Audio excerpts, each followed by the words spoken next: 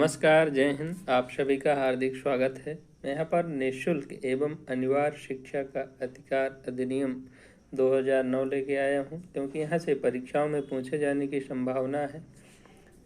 चलिए स्टार्ट करते हैं। उसके पहले आज का सुविचार देख लेते हैं। Missile man of India doctor APJ Abdul Kalam ji कहते हैं, शिखर तक पहुँचने के लिए ताकत चाहिए होती है, चाहे वह माउंट एवरेस्ट का शिखर हो या आपके कैरियर का। चलिए स्टार्ट करते हैं। निःशुल्क एवं अनिवार्य शिक्षा का अधिकार अधिनियम 2009। यहाँ पर पहला क्वेश्चन से है, शिक्षा का अधिकार अधिनियम देश भर में लागू हुआ। तो शिक्षा का अधिकार अधिनियम जो देश भर में लागू हुआ है तो 1 अप्रैल 2010 से लागू हुआ है। तो यहाँ पर फर्स्ट ऑप्शन राइट हो जाएगा। निःशुल्क एवं अनिवार्य शिक्षा अधिकार अधिनियम को राष्ट्रपति द्वारा मंजूरी कब दी गई है? तो राष्ट्रपति के द्वारा जो उसकी मंजूरी है अगस्त 2009 में प्रदान की गई है। तो यहाँ पर थर्ड ऑप्शन राइट है। तीसरा क्वेश्चन है, अधिनियम के विभिन्न नियमों को केंद्रीय मानव संसाधन मंत्री श्री कपिल सिब्बल ने मंजूरी प्रदान की है। तो कपिल सिब्बल जी ने इसको कब मंजूरी प्रदान की है? 13 फरवरी 2010 को कपिल सिब्बल ने इसकी मंजूरी प्रदान की है। चौथा क्वेश्चन से है, 1 अप्रैल 2010 से लागू किए जाने की घोषणा राष्ट्रपति प्रतिभा पाटिल द्वारा किस दिन की गई थी? तो राष्ट्रपति प्रतिभा देवी पाटिल जी द्वारा 22 फरवरी 2010 को की गई थी। अनिवार्य शिक्षा से तात्पर्य है, तो अनिवार्य शिक्षा से तात्पर्य क्या है? देखिए, संबंधित सरकार 6 से 14 वर्ष के बालकों को मुफ्त शिक्षा प्रदान करेगी। 6 से 14 वर्ष के बालकों का विद्यालय में प्रवेश, उपस्थिति एवं अनिवार्य शिक्षा सुनिश्चित करना, बालकों को विभिन्न व्यावसायिक प्रशिक्षण को दिया जाना। तो यहाँ पर जो है सेकंड ऑप्शन राइट हो जाएगा। 6 से 14 वर्ष के बालकों का विद्यालय में प्रवेश करना एवं उपस्थिति उसकी अनिवार्य शिक्षा सुनिश्चित करना। तो यहाँ पर सेकंड ऑप्शन राइट हो जाएगा। नेक्स्ट है छठा क्वेश्चन, राजस्थान निःशुल्क एवं अनिवार्य शिक्षा अधिकार अधिनियम 2010 के अनुसार प्राथमिक विद्यालय है। तो आपको पता है प्राथमिक विद्यालय 1 से 5 तक होते हैं। यहाँ पर फर्स्ट ऑप्शन राइट हो जाएगा।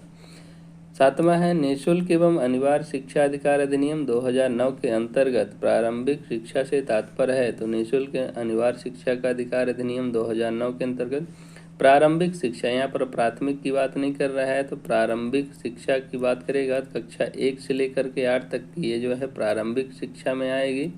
तो ध्यान रखिएगा, 1 से 8 तक, कक्षा 1 से 8 तक की शिक्षा प्रारंभिक शिक्षा कहलाती है। नेक्स्ट क्वेश्चन से है, कक्षा 1 से 5 तक के बच्चों के लिए कितनी दूरी की सीमा में एक विद्यालय स्थापित किया जाएगा? तो कक्षा 1 से 5 के लिए जो है 1 किलोमीटर की दूरी पर जो है विद्यालय स्थापित किया जाएगा। Third option right. शिक्षा का अधिकार कानून किस राज्य पर लागू नहीं होता है? तो जम्मू कश्मीर उस समय जो है तो राज्य नहीं था स्वतंत्र रूप से, ना तो केंद्र शासित था, इसलिए जम्मू कश्मीर में लागू नहीं किया गया है। 2009 की बात कर रहा है। 10वां देखिए, इस अधिनियम के अनुसार विद्यालय प्रबंधन समिति में कितने प्रतिशत महिलाएं होंगी? तो यहाँ पर 50% जो है महिलाएं होंगी विद्यालय प्रबंधन में। थर्ड ऑप्शन राइट है। 11वां क्वेश्चन है, इस अधिनियम के अनुसार किस कक्षा तक बालक को रोका या निष्कासित नहीं किया जा सकता है? तो कक्षा 8वीं तक जो है बालक को ना तो फेल किया जाएगा ना ही उसको रोका जाएगा। तो यहाँ पर सेकंड ऑप्शन राइट हो जाएगा।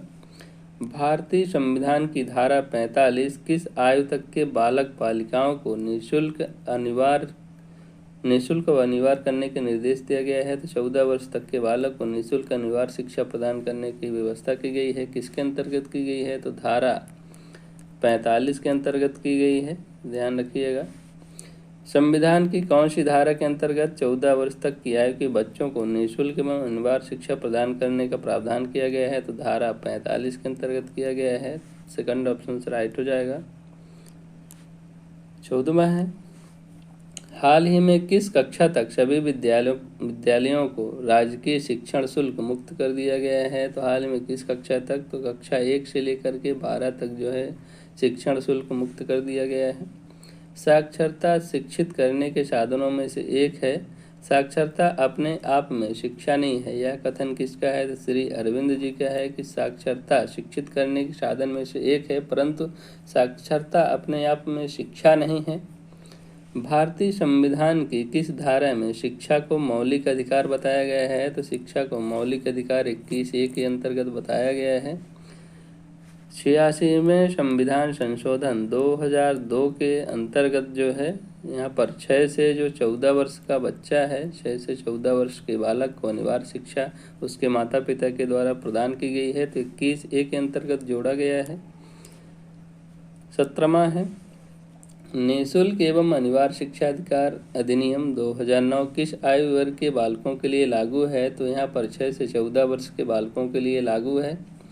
शिक्षा का अति महत्वपूर्ण उद्देश्य है, तो शिक्षा का जो है आजीविका कमाना, पढ़ना लिखना सीखना, बौद्धिक विकास, बच्चे का सर्वांगीण विकास। तो जो 2009 का उद्देश्य है बच्चे का सर्वांगीण विकास, तो यहाँ पर सेकंड ऑप्शन राइट हो जाएगा।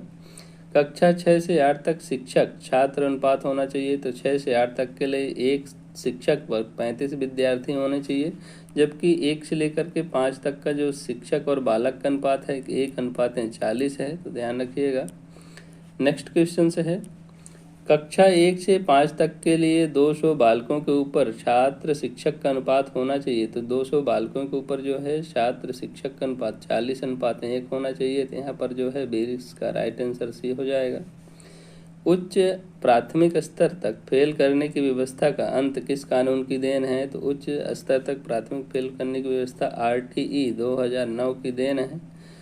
राइट टू एजुकेशन निःशुल्क एवं अनिवार्य शिक्षा अधिकार अधिनियम 2009 किस राज्य में लागू नहीं होता है? तो जम्मू कश्मीर में लागू नहीं किया गया था 2009। नेक्स्ट है 23वां निःशुल्क एवं अनिवार्य शिक्षा अधिकार अधिनियम 2009 में एक अध्यापक के लिए कितने न्यूनतम कार्य घंटे प्रति सप्ताह निर्धारित किए गए हैं?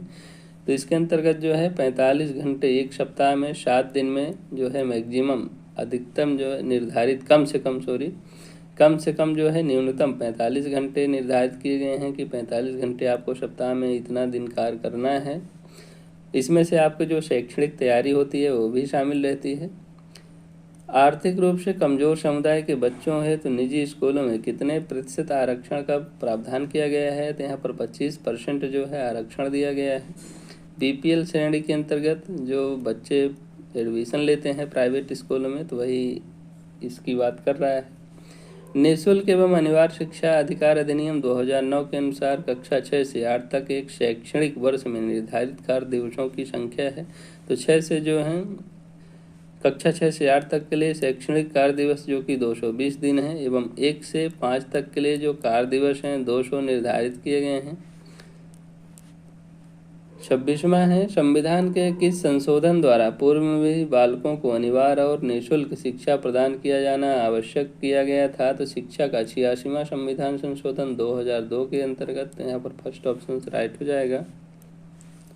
27वां निःशुल्क एवं अनिवार्य शिक्षा अधिकार अधिनियम 2009 में प्राथमिक स्तर पर न्यूनतम कार्य दिवस माने गए हैं, तो न्यूनतम कार्य दिवस प्राथमिक स्तर पर 200 माने गए हैं, माध्यमिक स्तर पर 220 माने गए हैं। निःशुल्क एवं अनिवार्य शिक्षा अधिकार अधिनियम 2009 में प्राथमिक स्तर पर न्यूनतम वार्षिक शैक्षणिक घंटे माने गए हैं, तो सप्ताह में जो है सप्ताह में 45 दिन माने गए हैं, एक सप्ताह में 45 घंटे जो हैं माने गए हैं। पूरे वर्ष में जो है 800 घंटे प्राथमिक स्तर पर माने गए हैं, जबकि माध्यमिक स्तर पर देगा माध्यमिक स्तर पर 1000 घंटे माना गया है, तो ध्यान रखिएगा 800 घंटे यहाँ पर डी ऑप्शन राइट हो जाएगा। माध्यमिक का 1000 है। निःशुल्क एवं अनिवार्य शिक्षा अधिकार अधिनियम 2009 के अनुसार 200 बालकों पर शिक्षकों की संख्या होनी चाहिए, तो 200 बालकों पर जो शिक्षकों की संख्या होनी चाहिए 5 होनी चाहिए। किस धारा के अंतर्गत शिक्षकों के लिए अकादमिक उत्तरदायित्व निर्धारित किया गया है? तो यहाँ पर जो है शिक्षकों का जो धारा 24 है, धारा 24 के अंतर्गत अकादमिक उत्तरदायित्व निर्धारित किया गया है। हमारे देश के संविधान में किसके लिए निःशुल्क और अनिवार्य शिक्षा की व्यवस्था की गई है? तो 14 वर्ष तक के सभी बच्चों के लिए किया गया है, तो यहाँ पर सेकंड ऑप्शन राइट हो जाएगा। अनिवार्य शिक्षा के मार्ग में बाधा है, तो अनिवार्य शिक्षा के मार्ग में देखिए अपव्यय की समस्या, जनचेतना की कमी, शिक्षा का महत्व नहीं समझते हैं, तो यहाँ पर उपरोक्त जो सभी ऑप्शन राइट हो जाएंगे, डी ऑप्शन राइट है। निःशुल्क एवं अनिवार्य शिक्षा अधिकार अधिनियम 2009 को लागू करना क्यों आवश्यक था? तो यहाँ पर जो निःशुल्क एवं अनिवार्य शिक्षा का अधिकार अधिनियम है, देखिए बालकों को दिए गए मूलभूत अधिकार के अनुसार गुणवत्ता शिक्षा की संरचना प्राप्त कराने हैं, भारतीय संविधान की धारा 45 बालकों की शिक्षा के उद्देश्य को पूरा नहीं करती, ये गलत हो गया। बालकों की शिक्षा को संविधान में मूल अधिकार बनाने के लिए इसका उद्देश्य नहीं है, क्योंकि राज्य के नीति निर्देशक तत्व निर्देश थे उन्हें लागू नहीं किया जा सका, ये भी गलत है। तो यहाँ पर जो है फर्स्ट ऑप्शन राइट हो जाएगा। बालकों को दिए गए मूल अधिकार के अनुसार गुणवत्ता शिक्षा की संरचना उपलब्ध कराने हेतु 2009 लागू करना अनिवार्य हो गया था, आवश्यक हो गया था। 34वां है, देखिए निःशुल्क एवं अनिवार्य शिक्षा की व्यवस्था करने की कल्पना किस प्रकार के शैक्षणिक प्रशासन की गई है? तो यहाँ पर जो है बाह्य शैक्षिक प्रशासन के अंतर्गत रखी गई है। यहाँ पर जो है फोर्थ ऑप्शन राइट हो जाएगा। बच्चों के लिए निःशुल्क एवं अनिवार्य शिक्षा के प्रावधान का अधिनियम है, तो right of children to free and compulsory education, यहाँ पर सेकंड ऑप्शन राइट हो जाएगा। 36वां है, कक्षा 1 से 5 तक 1 किलोमीटर तथा कक्षा 6 से 8 तक 3 किलोमीटर के दायरे में विद्यालय को किस रूप में कानून में परिभाषित किया गया है? इसको नेबरहुड, पड़ोसी के रूप में किया गया है, नेबरहुड के माध्यम से परिभाषित किया गया है कानून में। निःशुल्क एवं अनिवार्य शिक्षा अधिकार अधिनियम में स्थानीय सरकार का कार्य है, तो जो स्थानीय सरकार का कार्य है, तो देखिए यहाँ पर इसका राइट आंसर हो जाएगा प्रत्येक बालक को मुफ्त अनिवार्य शिक्षा उपलब्ध कराना, शिक्षकों के प्रशिक्षण की व्यवस्था करना, विद्यालय भवन शिक्षक एवं शिक्षण सामग्री की व्यवस्था करना। तो यहाँ पर उपरोक्त सभी ऑप्शन राइट हो जाएंगे। संसद के बजट सत्र के पहले दिन अधिनियम की घोषणा के समय राष्ट्रपति ने देश के शैक्षिक ढांचे में बुनियादी परिवर्तन को किन संबंधों पर आधारित बताया है? तो यहाँ पर समावेशन, विस्तार, उत्कृष्टता, ये सभी जो हैं बताया है, तो फोर्थ ऑप्शन राइट हो जाएगा। सही कथन है, यहाँ पर सही कथन को चुनना है। देखिए, विद्यार्थियों की प्रवेश पूर्व परीक्षा लेनी चाहिए, गलत है। आयु प्रमाण पत्र के अभाव में विद्यार्थियों को विद्यालय में प्रवेश से नहीं रोका जा सकता, तो ये सही है। यहाँ पर विद्यार्थियों को दंड देना चाहिए, गलत है। प्रवेश शुल्क लेना चाहिए, ये भी गलत है। RTE 2009 की बात कर रहा है यहाँ पर, उसके अनुसार चलना है, इसलिए यहाँ पर ये सब गलत हैं। आयु प्रमाण पत्र के अभाव में बच्चों का प्रवेश नहीं रोका जा सकता है। 40वां अधिनियम में शिक्षक का कर्तव्य है, तो अधिनियम के अंतर्गत देखिए शिक्षक का क्या कर्तव्य है। शिक्षक विद्यालय में नियमित रूप से और समय पर उपस्थिति दे, राइट है। समय पर पाठ्यक्रम को पूर्ण करें, अभिभावकों से नियमित मीटिंग करें और छात्रों के प्रगति से अवगत कराएं। तो यहाँ पर उपरोक्त सभी ऑप्शन राइट है। नेक्स्ट क्वेश्चन है 41वां, अधिनियम के संदर्भ में सही कथन है, तो बालक का सर्वांगीण विकास होना चाहिए, राइट है। बालक की शारीरिक मानसिक योग्यताओं को बढ़ाकर उनका विकास किया जाना चाहिए। भय, चिंता, तनाव से मुक्त कर बालक को स्वतंत्र रूप से विचार व्यक्त करने में सहयोग करना चाहिए। उपरोक्त सभी ऑप्शन यहाँ पर राइट हैं।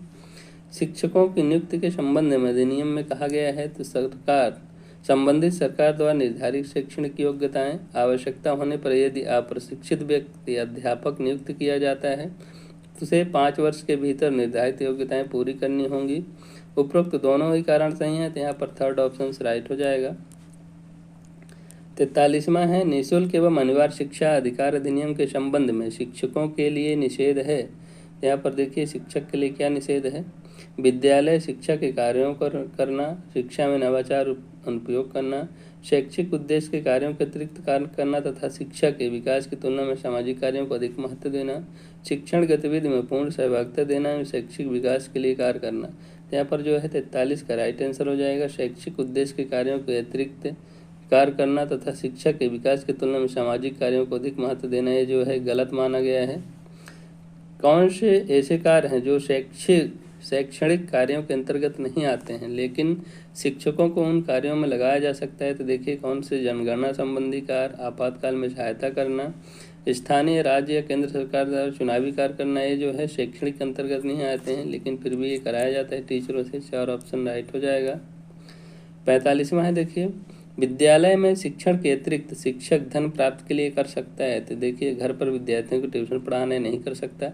विद्यालय से अवकाश लेकर घर में कोचिंग अतिरिक्त, ये भी गलत है। विद्यालय समय समाप्त के बाद, ये भी यहाँ पर इनमें से कोई नहीं जो है 45 का राइट आंसर हो जाएगा। निःशुल्क एवं अनिवार्य शिक्षा अधिकार अधिनियम के संदर्भ में केंद्र सरकार के उत्तरदायित्व हैं। केंद्र सरकार का क्या उत्तरदायित्व देखिए। राष्ट्रीय पाठ्यक्रम संबंधी रूपरेखा का विकास करना, शिक्षकों के प्रशिक्षण संबंधी योग्यताओं का विकास करना, राज्य सरकार को शोध योजना नवाचार के लिए सहयोग करना। तो यहाँ पर उपरोक्त सभी ऑप्शन राइट हो जाएंगे। अधिनियम के अनुसार विद्यार्थियों के लिए क्या सुविधा निर्धारित है? तो सभी विद्यार्थियों के सर्वांगीण विकास के लिए सुविधाएं प्रदान करना राइट है। विद्यार्थी जीवन में बिना भेदभाव सभी विद्यार्थियों को पूरा सम्मान मिले, ये भी राइट है। विद्यार्थी की आवश्यकता योजना ढंग से शिक्षण कराया जाए, तो उपरोक्त इस पर सभी ऑप्शंस राइट हो जाएंगे। निःशुल्क एवं अनिवार्य शिक्षा अधिकार अधिनियम में विद्यालयों को क्या निर्देश दिया गया है? विद्यालयों की प्रवेश पूर्व परीक्षा लेना, विद्यार्थियों से प्रवेश पूर्व किसी प्रकार की परीक्षा न लेना, विद्यार्थियों को दंड देना। तो यहाँ पर जो है 48 का राइट आंसर हो जाएगा। विद्यार्थियों से प्रवेश पूर्व किसी प्रकार की परीक्षा या प्रवेश शुल्क न लेना, ये निर्देश दिया गया है RT 2009 में। 49वां क्वेश्चन से देखिए, निःशुल्क एवं अनिवार्य शिक्षा अधिकार अधिनियम 2009 में एक अध्यापक को निम्न में से किस दायित्व को पूरा करना होगा? विद्यालय में नियमित रूप से समय पर उपस्थित होना, ये उसका कर्तव्य होगा। पाठ्यक्रम का संचालन कर पूरा करना, ये भी राइट है। संपूर्ण का पाठ्यक्रम को निर्धारित समय में पूरा करना, इसमें से सभी ऑप्शंस राइट हैं। निःशुल्क एवं अनिवार्य शिक्षा अधिकार अधिनियम 2009 की निम्न में से विशेषता नहीं है, यहाँ पर नहीं को छांटना है। 6 से 14 वर्ष की आयु वर्ग के हेतु निःशुल्क शिक्षा, तो यहाँ पर राइट है। प्राइवेट ट्यूशन का अंत, शारीरिक दंड एवं मानसिक प्रताड़ना का निषेध, निजी विद्यालयों को प्रोत्साहन, तो यहाँ पर जो है निषेध विशेषता नहीं है, तो यहाँ पर देखेंगे तो इसका राइट आंसर हो जाएगा निजी विद्यालयों का जो है प्रोत्साहन इसके अंतर्गत नहीं रखा गया है। 2009 के अंतर्गत ये विशेषता नहीं है। मानसिक प्रताड़ना का निषेध किया गया है। कोई बालक जो है मानसिक प्रताड़ना करेगा तो टीचर यदि करता है तो उसको सजा के प्रावधान है। प्राइवेट ट्यूशन जो है बंद कर दिया गया है, जो विद्यालय का टीचर है पढ़ा नहीं सकता है। 51वां और अंतिम क्वेश्चन से देखिए, निःशुल्क एवं अनिवार्य शिक्षा अधिकार अधिनियम 2009 के अंतर्गत केंद्र एवं राज्य सरकार के मध्य कोष का साझेदारी अनुपात है, तो 55:45 का है। कहीं कहीं आपको 60:40 भी मिलेगा। यहाँ पर जो है थर्ड ऑप्शन राइट हो जाएगा। ये सभी हमारे 51 क्वेश्चन थे RT 2009 के तहत। आपको कैसे लगे कमेंट करके ज़रूर बताएं, और अच्छा लगे दोस्तों के साथ शेयर करें, क्योंकि 1 या 2 नंबर इससे आएगा ही। मिलते हैं नेक्स्ट वीडियो में, तब तक के लिए बाय। जय हिंद, वंदे मातरम।